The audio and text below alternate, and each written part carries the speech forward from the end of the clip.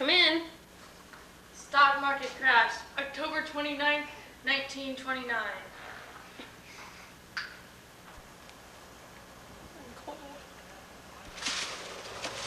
Damn it, we're broke. Zilch, zip, nada. Do you hear me? Officially bankrupt.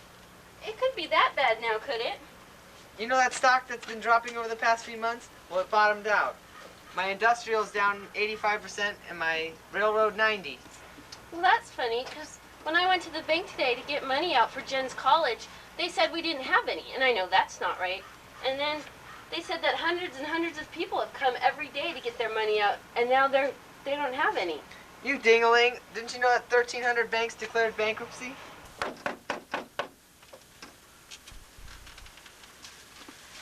There were over 1,500 business failures in September 1929 before the crash, but in 1932 that number skyrocketed to 3,500.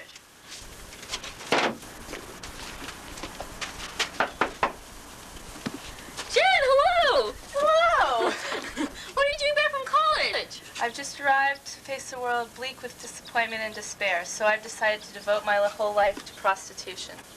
How are you and Dad doing? Jen's comment implies an ensuing divorce. Speaking of divorce, the divorce rate, marriage rate, and birth rate all decreased during the Depression. Who is that person? Dude, that's the second time today. Oh, your dad and I decided to try to make it work. Well, I have to go and hurry to get to the bread line. I'll be home later. Okay. So what do you do now, Dad? Yep, you do. It's not me. When men lost their jobs, they lost the sense of identity because they were no longer the family breadwinner. They wandered around aimlessly with no sense of purpose, all with bitterness and despair. Who was that? I don't know. Anyways, all I do is wander around aimlessly with bitterness and resentment. I have no money, no job, and my daughter's a whore, my wife doesn't want a divorce, and some weird person keeps coming to the door yelling out statistics. Uh-huh. Well, off to my corner.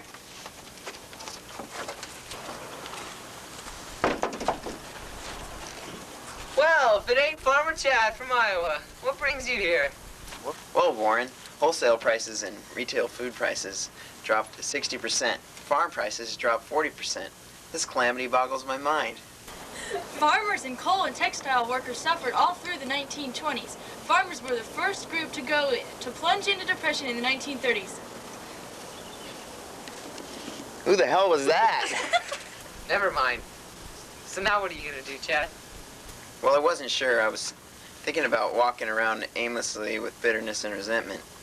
Well, where are you gonna stay? The Depression altered family patterns, and many family members were forced to move in with relatives. Where am I gonna stay? Well, I was hoping I could stay with you. Sure, we have plenty of room.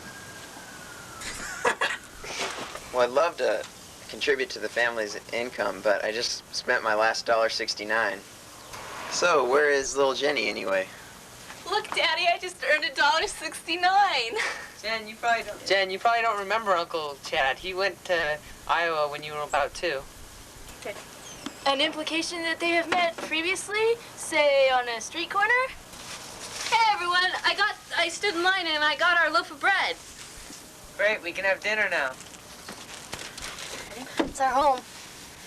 And so ends a look at an average family thrown into the Great Depression. But it didn't just affect these people. No, war veterans suffered too. Many World War I veterans lost their jobs. In 1930, they lobbied for the payment of their veterans' bonuses, which weren't due until 1945. A bill got passed allowing them 50%, but they weren't happy. In May 1932, about 17,000 veterans marched on Washington. Some took up residence in a shanty town called Bonus City. They lived in unsanitary shacks. General Douglas MacArthur ordered the army in. 2 bonus marchers were killed, several others injured. Things like this gave Hoover's presidency a bad name. Although he had really tried to help the country, his personality and background limited him. Is that it? Try to get a shot of the bread, but